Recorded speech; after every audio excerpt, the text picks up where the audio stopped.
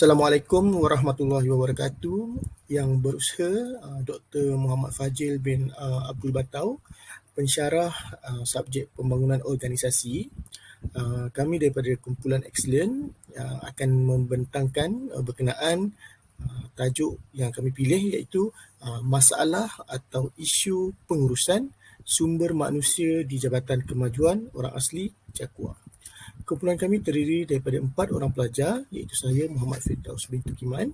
Seterusnya Encik Muhammad Hanafi bin Abdul Latif, Puan Nur Syahira binti Abdul Aziz dan Encik Muhammad Zulkamal bin Jazlan.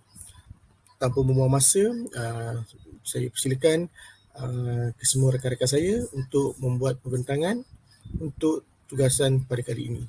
Dipersilakan. Assalamualaikum. Hari ini saya akan membentangkan isu berkaitan dengan tajuk pembangunan organisasi, di mana tajuk kita adalah masalah sumber manusia di Jakua. Okey, saya Nur Syahira binti Abdul Aziz 268581 yang akan membentangkan pengenalan kepada projek ini. Okey, pertama, pengurusan sumber manusia adalah satu bidang di mana ia dipertanggungjawabkan dalam sesebuah organisasi untuk menjaga dan menjadi tulang belakang kepada organisasi tersebut. Okey, seperti yang kita tahu, dalam setiap organisasi kita perlukan satu unit di mana yang akan menguruskan segala warga pekerja, tak kisahlah daripada pihak atasan sampailah ke pihak bawahan. Ia dinamakan adalah sumber manusia. Pihak ini yang akan menjaga segala kebajikan para pekerja. Okey, yang kedua adalah Jabatan Kemajuan Orang Asli Jakua adalah satu organisasi dalam kerajaan Malaysia yang bertanggungjawabkan dalam mengurus hal-hal yang berkaitan dengan masyarakat orang asli di Malaysia. Okey, pihak ini juga yang akan mengawal daripada segi tahap kesihatan, tahap ekonomi, tahap peluang-peluang pekerjaan, tahap pendidikan untuk masyarakat orang asli. Okey, seterusnya adalah objektif jabatan dalam Jabatan Jakua ini adalah meningkatkan sosioekonomi yang dari segi pendapatan orang asli yang lebih meningkat serta memperluaskan lagi kemudahan untuk keperluan harian orang asli. Seperti yang kita tahu, masyarakat orang asli beliau duduk dan menetap di dalam persisiran sungai, dalam hutan, kerana ia lebih memudahkan untuk mereka ini menjalankan kehidupan seharian. Okey, seterusnya adalah melihat tentang penstrukturan pekerja. Pihak sumber manusia adalah satu badan yang memainkan peranan sebagai bahagian yang mengendalikan isu-isu para pekerja. Isu-isu ini juga terdiri daripada masalah tahap disiplin pekerja dan banyak lagi yang berkaitan dengan pekerja. Okey, seterusnya adalah isu disiplin pekerja. Isu ini tentang kebajikan pekerja, isu tentang persekitaran pekerja dan isu tentang emosi dan permasalahan pekerja. Okey, perkara ini semua diambil kira dalam pengurusan sumber manusia, dan pihak pengurusan sumber manusia haruslah memastikan setiap pekerja yang dijalankan, pekerja yang berada di bawah tanggungjawab mereka perlu sentiasa berada dalam keadaan persekitaran yang baik bagi meningkatkan kualiti dan prestasi setiap pekerja yang dilaksanakan. Okey, yang seterusnya adalah mereka juga memperkenalkan sistem-sistem baharu yang diperkenalkan oleh pihak atasan bagi memudahkan pemprosesan pelaksanaan kerja dilaksanakan.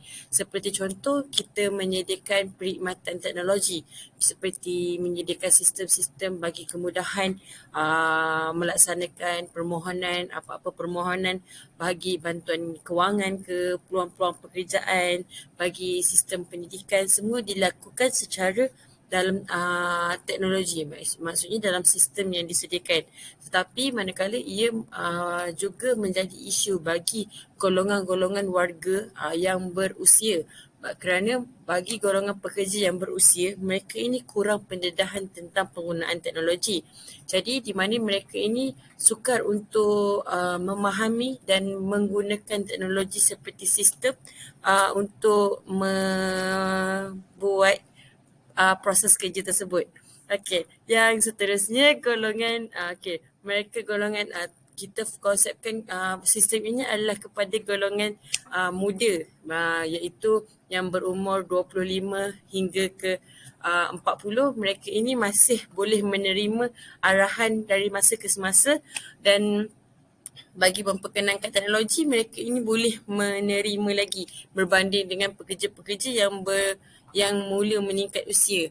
Jadi dengan ini, kerajaan telah melaksanakan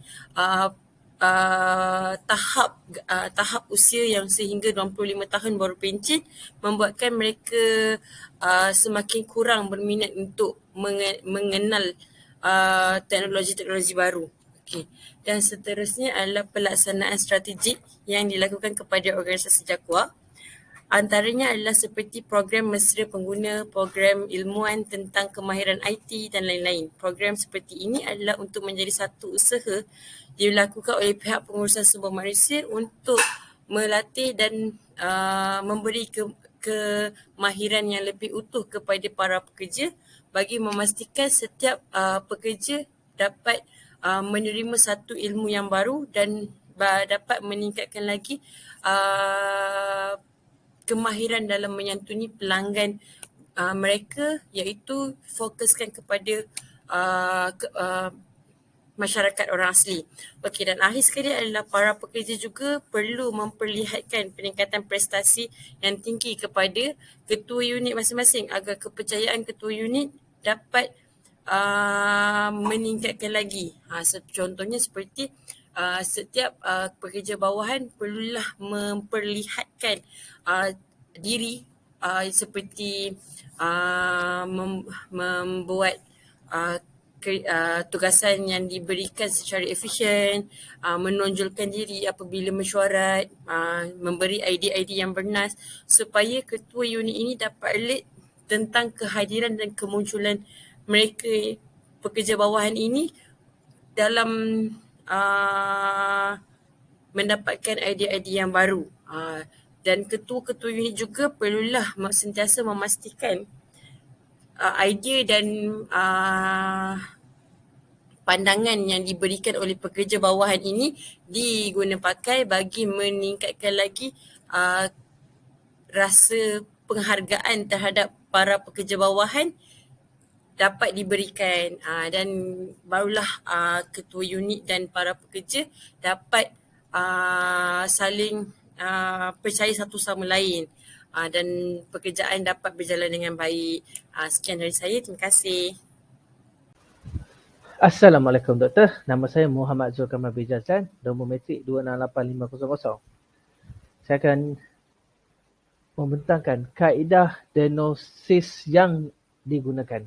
Kaedah diagnosis melibatkan 3 peringkat, iaitu organisasi, kumpulan dan individu. Perincian diagnosis yang digunakan. 1. Diagnosis di tahap organisasi bermatlamat untuk melihat sesuatu tindakan daripada hasil yang diperoleh selepas pembaharuan serta kemampuan sesebuah organisasi.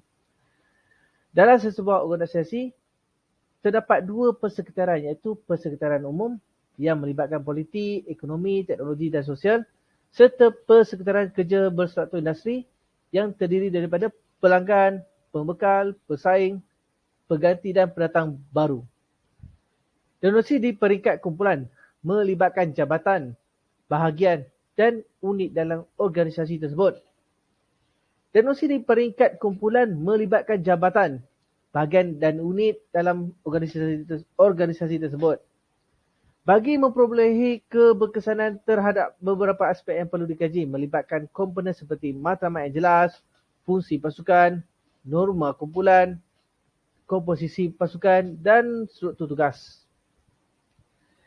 Diagnosis di tahap individu melibatkan individu tanpa mengira taraf jawatan serta kedudukan di dalam organisasi tersebut. Bagi memperolehi keberkesanan, pengurus perlu melihat pada prestasi kerja serta pembangunan kerjaya individu terhadap organisasi yang membolehkan pengurus organisasi melaksanakan perubahan berhubung dengan sumber manusia serta perkembangan diri individu dan di dalam organisasi. Kaedah yang digunakan untuk menganalisis data.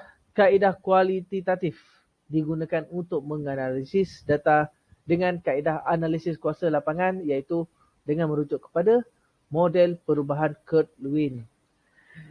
Model perubahan Kurt-Lewin memberikan penekanan kepada kaedah organisasi yang berada di dalam persekitaran tidak bergolak, perlu mendapat persetujuan pihak pengurusan sebelum melakukan perubahan. Berdasarkan model Kurt-Lewin,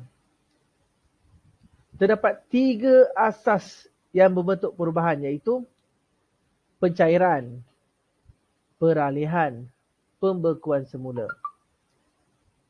Pencairan pada peringkat pertama berlaku apabila berlaku kesedaran tentang status quo, struktur organisasi dan struktur tugas yang tidak memuaskan serta pengetahuan tentang teknologi tidak membantu.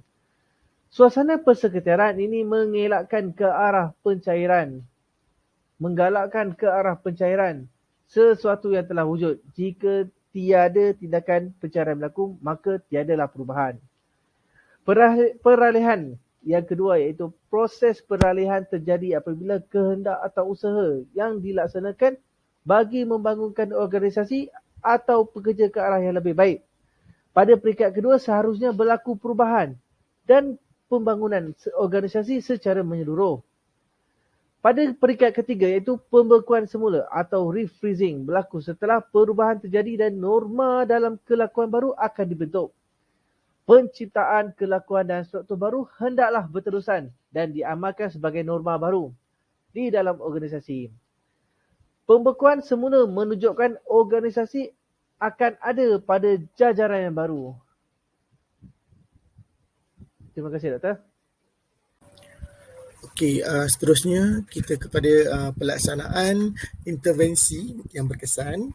Okey, kita mulakan dengan intervensi teknostruktural. Seterusnya intervensi pengurusan sumber manusia dan yang terakhir adalah intervensi proses manusia. Okay. Pelbagai cabaran dan dugaan yang berlaku terhadap sumber manusia yang melibatkan isu sumber manusia lah dalam organisasi, yang khususnya di Jabatan Kemajuan Asli. Okay. Pertama sekali adalah kita melihat kepada peranan dan tanggungjawab bahagian sumber manusia JAKUA bagi memastikan visi dan misi tercapai. Pemimpin iaitu ketua pengarah lah di Jabatan Kemajuan Asli bertanggungjawab memastikan agar dasar yang sedia ada digubal. Okay, seterusnya dapat dilaksanakan bagi memastikan taraf hidup masyarakat orang asli iaitu melibatkan sosioekonomi, pendidikan dan juga kesihatan terjamin, juga kualiti hidup masyarakat orang asli setaraf dan seiring masyarakat arus perdana yang lain. Isu yang kita lihat di mana-mana sahaja, bukan sahaja di JAKUA, malah jabatan-jabatan lain adalah kesalahan seperti guna kuasa dan rasuah yang berlaku dalam pegawai, di kalangan pegawai lah dalam organisasi yang mengambil jalan singkat, okay, mengambil kesempatan, mencari kemewahan tetapi dengan cara yang tidak betul. Namun di Jabatan Kemajuan Orang Asli ini sedikit berbeza. Sedangkan kita tahu kehidupan masyarakat orang asli sendiri sudah susah. Mereka juga hidup dalam keadaan yang serba kekurangan, tetapi terdapat pegawai yang mengambil kesempatan terhadap kesusahan yang mereka hadapi. Jika kita lihat kepada isu melibatkan pecah amanah dan salah rasuah, perkara ini sedikit sebanyak telah melemahkan kelemahan kepada proses manusia lah dalam organisasi. Keadaan ini telah menyebabkan organisasi terpaksa menanggung beban dan tanggungjawab yang besar kepada semua manusia untuk menjelaskan kepada masyarakat orang asli yang rasuah dan pecah amanah sama sekali tidak berlaku di peringkat JAKUA. Namun begitu, umumnya mengetahui masalah ini akan berlaku dan masih berlaku, tetap ada. Jadi apa yang menyukarkan pihak JAKUA adalah kita nak kembalikan kepercayaan mereka kepada organisasi yang mana kita sebagai pegawai di JAKUA mampu untuk menjalankan tanggungjawab dalam menjaga kebajikan dan membela nasib masyarakat orang asli. Okey, intervensi merupakan tindakan atau cara yang dirancang bertujuan membantu organisasi untuk meningkatkan keberkesanan organisasi. Langkah yang boleh diambil adalah sentiasa menitik beratkan pegangan agama, melakukan sesi kaunseling daripada hati ke hati. Kita jumpa orang tu, kita cerita masalah kita, dan kita buat camp bina pasukan, bina diri. Kita bagi kursus seperti quality control circle. Ini adalah bertujuan untuk meningkatkan kualiti dan juga mutu kerja dalam perkhidmatan dalam organisasi Jakua, agar masalah yang dihadapi oleh pekerja dapat diselesaikan dengan baik dan tanpa mereka terbeban dengan sebarang masalah. Cara itu mampu untuk mengelakkan mereka untuk menjalankan kegiatan yang tidak berfaedah lah, seperti pecah amanah dan rasuah. Selain itu juga, pihak Jakua, khususnya bahagian Semua Malaysia, berhak untuk merangka undang-undang dalaman dengan kerjasama bahagian integriti dengan mengambil tindakan yang lebih berat lah kepada mana-mana pegawai yang telah melanggar disiplin serta etika kerja. Mungkin dengan kesilapan yang mereka lakukan, kita boleh beri kesedaran dengan tiada kenaikan pangkat atau kenaikan pangkat yang sedikit lambat, atau kita boleh lakukan tindakan yang lebih keras dengan memberikan tindakan tata tertib. Okey. Seterusnya, kita pergi kepada intervensi perubahan yang dijalankan. Sistem yang digunakan pakai di organisasi awam di negara ini, terutama melibatkan organisasi seperti Jakua, perlu dikaji semula dan ditambah baik dengan merangka, menyusun dan menyeragamkan pelaksanaan, pengurusan, prestasi dan SKT lah, sasaran kerja tahunan. Intervensi pengurusan sumber manusia melibatkan pengurusan prestasi yang dilaksanakan bagi melahirkan pegawai yang proaktif dan komited dalam Jakua. Jika satu sistem kita kemas kini, sudah pasti ada kekurangan dan kebaikan. Namun begitu,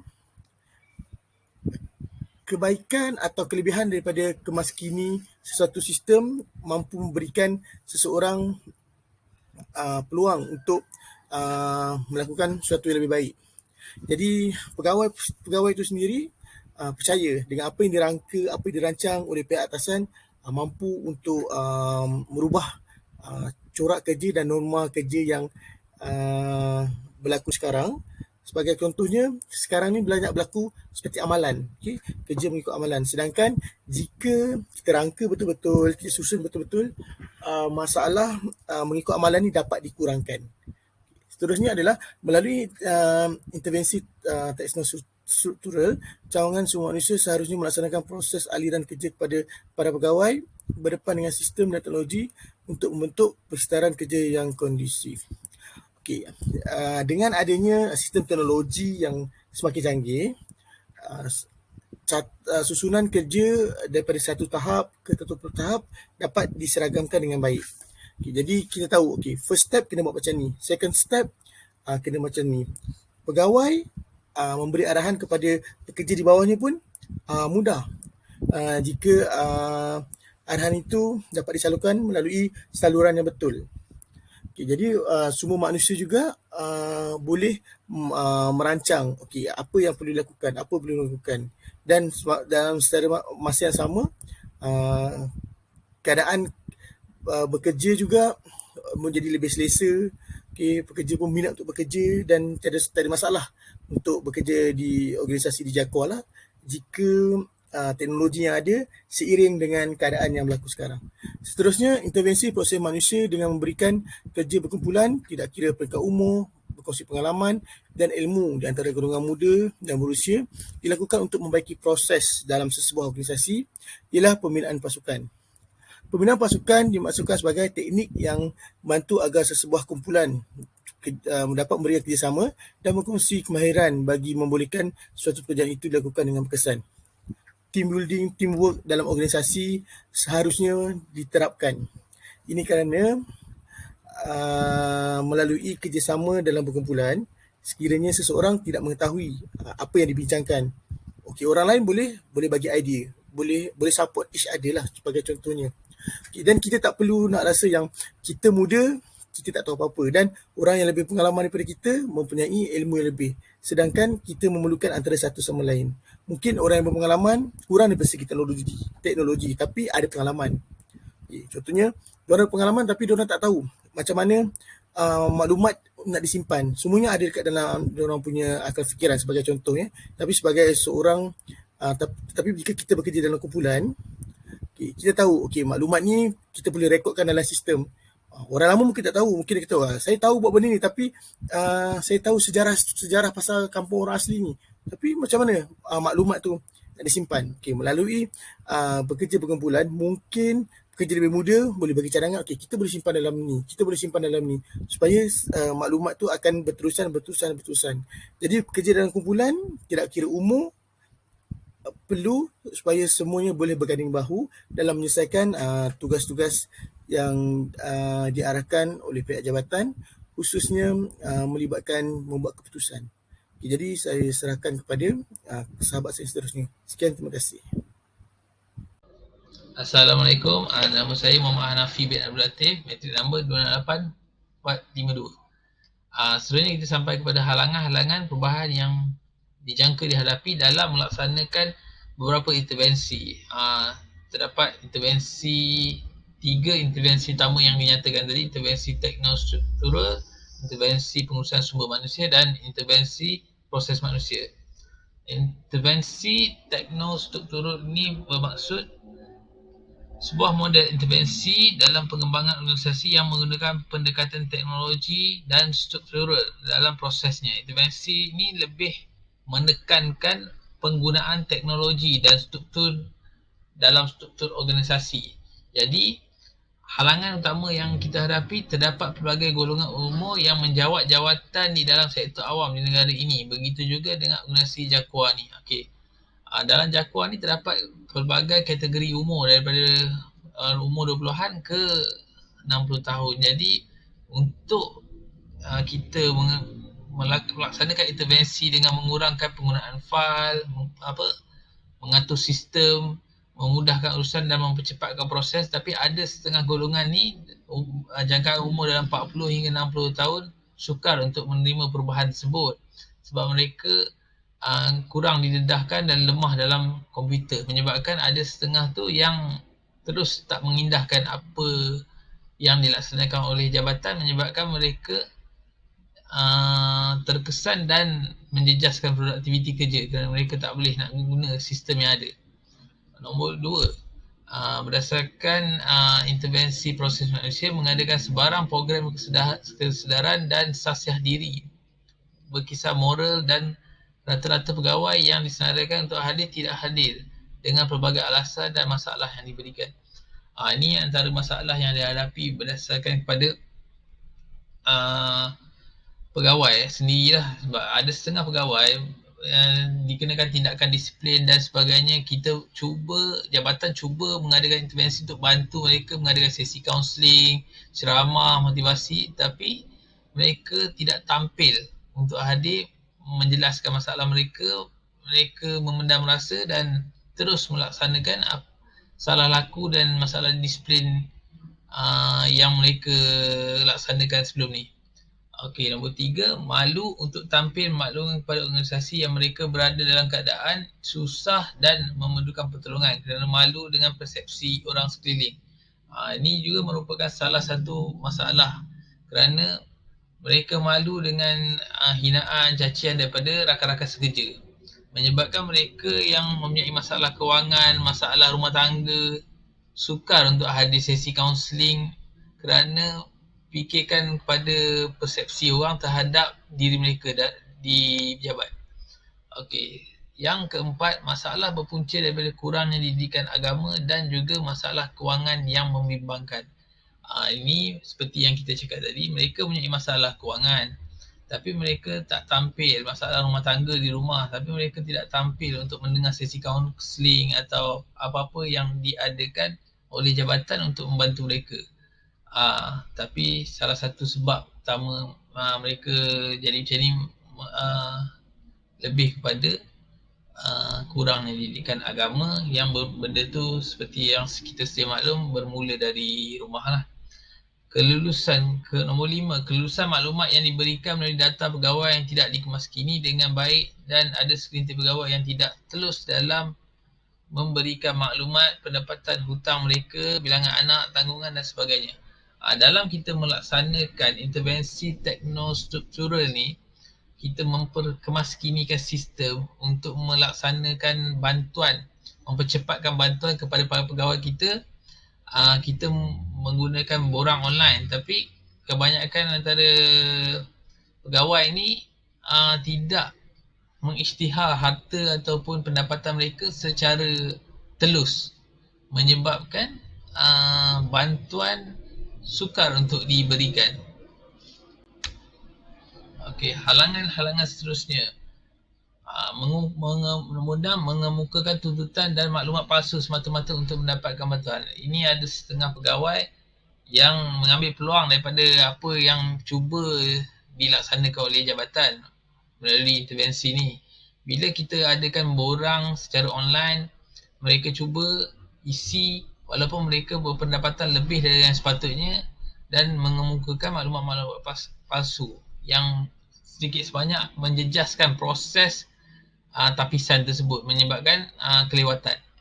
Nombor 7, pelaksanaan persekitaran kerja yang kondusif dan kesan. Perubahan ini bukan sahaja melibatkan persekitaran dan sudut kerja, tetapi lebih fokus kepada penggunaan sistem dan mengurangkan penggunaan fail dan rekod dalam urusan harian rasmi. Bila kita melaksanakan penggunaan sistem, penggunaan fail dan rekod dalam urusan harian rasmi itu menjadi kurang. Jadi golongan yang berumur 40-50 tahun ni, mereka dah lama terdedah dengan penggunaan fail, surat menyurat, memo dan sebagainya. Tapi bila kita menggunakan penggunaan sistem, mereka menjadi terganggu dengan proses kerja, perubahan proses kerja yang agak ketara. Walaupun perkara tersebut memberikan kesan positif kepada mereka sendiri yang terbeban dengan kerja sebelum ni dan memberi kesan positif kepada jabatan. Nombor 8, ada juga pegawai yang lebih dikenali dengan panggilan orang lama langsung tidak mengendahkan perubahan ini juga. Mereka sebagai orang lama sehingga mereka tidak mahu cuba menerima pembaruan. Ini adalah kategori yang langsung tidak mahu cuba dengan perubahan yang dilaksanakan oleh jabatan. Mereka rasa mereka ada lagi 5 tahun, 6 tahun untuk pencen. Tak guna dia orang cuba benda-benda yang baru ni. Jadi lebih bersikap orang baru ada, jadi biar orang baru yang buat. Inilah antara masalah-masalah yang dihadapi dalam pelaksanaan intervensi. Bagi mengatasi masalah tersebut, tindakan-tindakan menghadapi halangan perubahan. Pertama, tata cara pengendalian piawaian dan perintah tetap sedia ada yang perlu dikaji dan ditambah baik, dipinda mengikut perkembangan semasa bersesuaian dengan keadaan semasa hari ini. Tata cara pengendalian piawaian seperti perintah tetap, file manager, portfolio, semua itu perlu dipinda dan diwajibkan kepada semua pegawai agar pegawai yang tak ambil indah ni terpaksa dan melaksanakan berdasarkan tanggungjawab mereka. Nombor 2, melantik pegawai-pegawai yang mempunyai kepakaran dalam bidang kaunseling dan pendidikan ilmiah melibatkan moral dan agama. Bagi mengatasi masalah didikan agama, masalah tekanan di rumah dan sebagainya, masalah kewangan, pihak jabatan juga memerlukan pegawai-pegawai yang berkemahiran dan berkepakaran untuk mengendalikan pegawai-pegawai ini. Nombor 3, merangka dan membentuk sistem maklumat diri pegawai yang lebih sistematik dan teratur dan perlu dikemaskini setiap tahun oleh pegawai berserta dengan dokumen sokongan perlu dimuat naik ke dalam sistem sebelum sebarang tindakan dan keputusan diambil. Ini adalah contoh sistem yang perlu dibangunkan dan sekarang ni pun kita pejabat awam dah banyak guna seperti Harmis semua tu, My Performance. Harmis mempunyai sistem maklumat peribadi tetapi belum cukup kuat bagi saya untuk dilaksanakan secara ketat sebab sistem yang ada sekarang ni just perlukan kita mengisi borang saja, sedangkan kita tak perlu upload maklumat sokongan. Jadi dengan adanya sistem maklumat yang macam ni perlu upload maklumat, jadi penipuan sebarang penipuan sukar untuk dilakukan oleh pegawai dari segi penipuan maklumat. Nombor 4, pembinaan pasukan. Langkah intervensi yang perlu dilakukan dengan menggabungkan kepakaran golongan muda dan bekerja bersama golongan pegawai berusia membolehkan pegawai-pegawai ini saling membantu antara satu sama lain. Pembinaan kerja berpasukan ni penting dalam langkah intervensi ni yang kita memerlukan perubahan. Setiap perubahan memerlukan pegawai muda dan golongan pertengahan dan tua, sebab golongan muda akan membantu golongan yang berusia ni dari segi teknologi. Jadi membolehkan mereka walaupun kurang cekap tapi mereka mampu untuk menyelesaikan dan mengendalikan sistem yang dilaksanakan. Nombor 5, melaksanakan persetaraan kerja yang kondusif juga menimbulkan halangan kepada sekelintir pegawai dan organisasi. Rata-rata melibatkan umur 40 tahun dan ke atas kerana mereka lemah dan kurang berminat dengan kemahiran melihat aplikasi dan sistem baru. Pentingnya latihan program diadakan setiap setahun ataupun setiap 6 bulan berdepan dengan perubahan persekitaran yang kondusif, sistem bagi membolehkan pegawai-pegawai ini semakin lama semakin mahir dengan sistem yang dilaksanakan oleh jabatan. Setakat itu daripada saya. Sekian, terima kasih. Okey, kesimpulannya, pengurusan sumber manusia ini adalah satu badan di mana mereka harus mempunyai strategi yang kukuh dalam mengawal dan melaksanakan segala kebajikan. Okey, kat sini kita boleh lihat peranan sumber manusia ini dalam mengendalikan sesebuah organisasi dan kebajikan pekerja amat-amatlah penting bagi memastikan keselesaan emosi, persekitaran, tempat kerja dan segala segi kebajikan staf terjamin. Dan kedua adalah pelaksanaan yang dilakukan ini adalah penting bagi membantu para pekerja. Okey, setiap sumber manusia haruslah mempunyai pelbagai strategik perancangan adalah untuk memastikan kemahiran dan prestasi pekerja diberi penekanan agar setiap pekerja dapat meningkatkan lagi prestasi apabila mereka senang dan minat melakukan pelaksanaan kerja yang diberikan itu dengan baik. Jadi apabila strategi-strategi seperti kursus-kursus yang berfaedah, latihan-latihan yang diberikan kepada para pekerja ini dapat meningkatkan lagi prestasi dan motivasi pekerja untuk melakukan sesuatu pekerjaan di tempat kerja. Okey, yang ketiga adalah kepimpinan dan kepengurusan komited dalam memberikan subordinate kepada pekerja lain. Okey, maksudnya setiap pemimpin atau ketua unit haruslah mempunyai kemahiran dalam memberi arahan yang tepat kepada pekerja bagi memastikan setiap pekerja dapat menerima dan melaksanakan kerja dengan baik. Dan penyampaian juga memerlukan teknik yang betul bagi memastikan setiap input yang diterima oleh pekerja mudah faham dan dapat melaksanakannya dengan efisien. Okey, akhir sekali adalah pihak pengurus dalam organisasi mengharapkan dengan amalan norma baru ini tidak akan menjejaskan prestasi kerja. Dengan seperti yang kita ketahui, sekarang ni negara banyak mengalami bencana-bencana alam seperti COVID, bencana alam banjir dan yang kini masuknya norma baru iaitu varian baru. Okey, perkara ini tidak mustahil satu hari nanti akan berlakunya PKP semula. Jadi dengan menggunakan norma baru bekerja dari rumah secara atas talian ini melatih untuk pekerja mengekalkan tahap prestasi yang lebih tinggi ataupun mengekalkan prestasi yang sedia ada.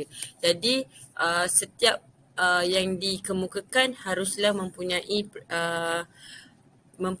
tahap keberkesanan yang betul. Jadi ini sahaja daripada saya. Terima kasih.